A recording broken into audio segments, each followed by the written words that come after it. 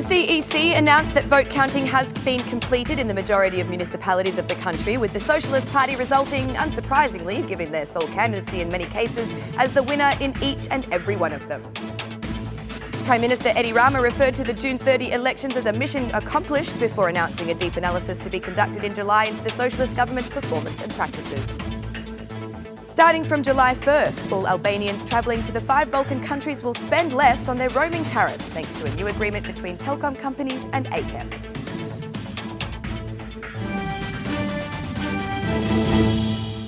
It's 6 o'clock on Monday, the 1st of July 2019. Good evening and thank you for tuning in to RTV Ora's English edition. My name is Alexandra, bringing you the only daily update of the local Albanian news translated into English. The Central Election Commission has announced that vote counting has been completed in the majority of municipalities, and rather unsurprising news given that in many cases they were the only ones running, the Socialist Party has won the mandate in all of them. Meanwhile, in Pichin, the vote counting has not even started, with the reason being given as technical problems. In Tirana, 802 ballot boxes have been counted out of a total 919, with the result being reported as 93.96% for the Socialist Party candidate Erion Veliaj versus 6.04% for the Democratic Conviction candidate Arben Skanderi. CEC Chair Clement Zaguri expressed concern that updates were provided by commissioners this year via phone. In a media statement, Zaguri said the participation rates were questionable in accuracy. In past elections, reporting was conducted at voting centres using the electronic system. The data was not relayed by phone, as has happened this year. This process change increases uncertainty regarding the accuracy. Official data should only be data that is scribed into the official summary tables of results at each CEAZ. The summary tables should contain the exact number of voters per voter list and the total numbers of used ballots, valid ballots and invalid ballots, as well as the number of votes for each candidate of the or political party, explained Zaguri.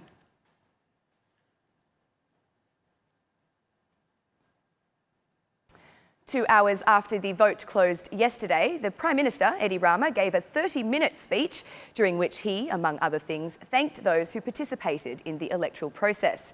Covered in sweat and speaking emotionally, Rama had 2 key messages for the opposition. Firstly, for political peace by withdrawing from attacks against Albania, and secondly, for unconditional agreement. The Prime Minister said justice reform cannot be negotiated and that he fully supports it. Rama said he considered the June 30 elections a difficult victory, referring to it as a state victory. He was clear about his political future and said he would not resign, but would develop an internal debate to correct any mistakes. Throughout July, we will conduct an internal debate to analyse central and local government, covering both the municipalities run up until yesterday by us, and in the municipalities we will run from tomorrow. We will prepare a program for all necessary amendments that will assist towards overwhelming challenges. We will analyse the situation of our great political family in view of the necessary corrections and based on successful organisational examples of significance, said Edi Rama. The Prime Minister also thanked the internationals. Thanks to those friends and partners who did not feel threatened nor were scared to defend democracy, the freedom for choice and the right to choose. Thanks to the United States, the European Union, the OSCE mission and all other honoured representatives of the democratic world who lent a hand in this battle. We not only thank you, but we also apologise to you. We apologise very much to our foreign friends who became the objects of shameful attacks.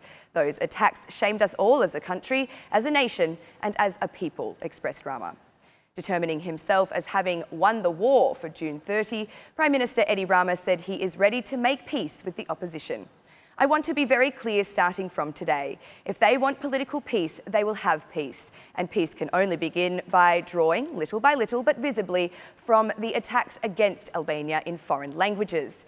If they want an agreement on Albania, there will be an agreement. And the agreement can only be built through dialogue, without conditions, and without the expression of willingness to engage all together to help open accession negotiations with the European Union. The decision of the European Council in October is not in our hands, even if we put all our big noise together, but we can do more in favour of opening negotiations if all the inside noise is not broadcast outside the country. According to the OSCE ODIHR's recommendations and all the European Council's messages, the electoral reform remains a common challenge with both parliamentary and non-parliamentary opposition, expressed Rama.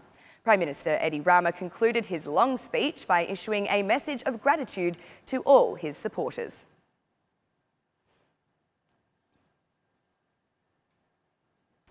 Democratic Party Chair Lulzim Basha has referred to the June 30 local elections as a complete farce.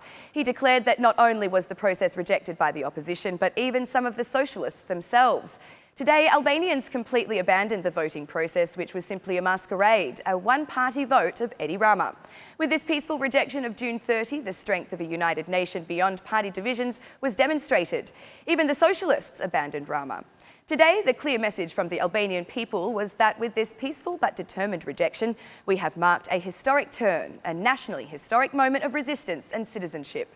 Altogether, this manifestation, the greatest national manifestation of freedom, spread throughout Albania from the remote villages to the squares of our cities. The fierce rejection you displayed to this farce. You showed the strength of a united nation beyond party affiliations in the battle for Albania. Basha said that this process is unconstitutional and illegal.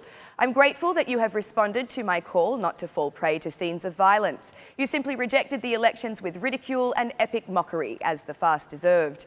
It is a significant day for our nation. It is the day when we all banded together as worthy Europeans to reject Edi Rama and his gang. Therefore, I want to thank not only the Democrats and the opposition supporters, but also the traditional socialist voters who decided to declare no participation in this farce. The opposition leader said Rama's regime manipulates the election results even when they are running alone.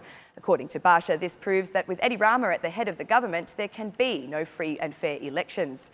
The leader of the Democratic Party, Lulzim Basha, concluded by saying that change is imminent and unavoidable.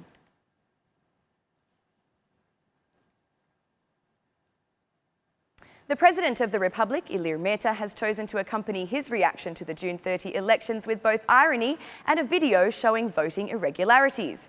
In a status via Facebook made yesterday, President Meta stated that Albania was saved from the turmoil trap while publishing a video in which collective voting is evidenced, just as has been witnessed in past times.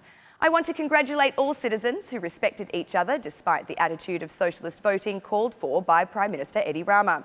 I want to thank from the bottom of my heart all those Albanians who did not fall prey to the inflammatory rhetoric of irresponsible leaders who, through inciting violence, want to conceal their scandals and accountability, said Meta. The President concluded by ironising that he should now invent a new medal, which he thinks, with the help of the Socialist Parliament, would be approved, entitled Hero of Socialist Voting.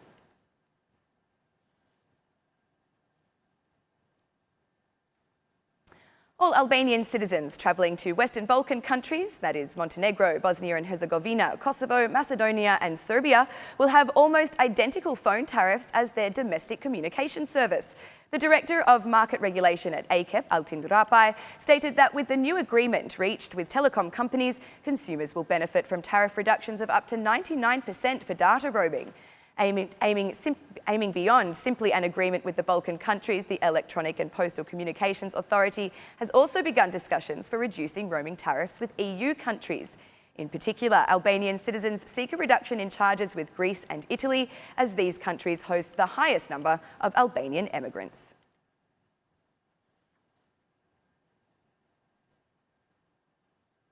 The growth rate of the Albanian economy has halved over the first 3 months of this year.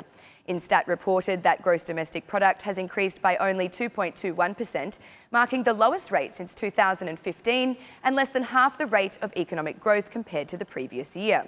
This period corresponds with the beginning of the political crisis, which now seems to be displaying its negative effects. Electricity production and agriculture are the sectors that have had the greatest impact. However, Finance Minister Anila Denai reasoned the situation as being the influence of seasonal effects without making any mention of the political situation. Even international financial institutions like the International Monetary Fund and World Bank have warned that economic growth in the country is projected to be below 4% in 2019 and 2020. And that's the news across the country today.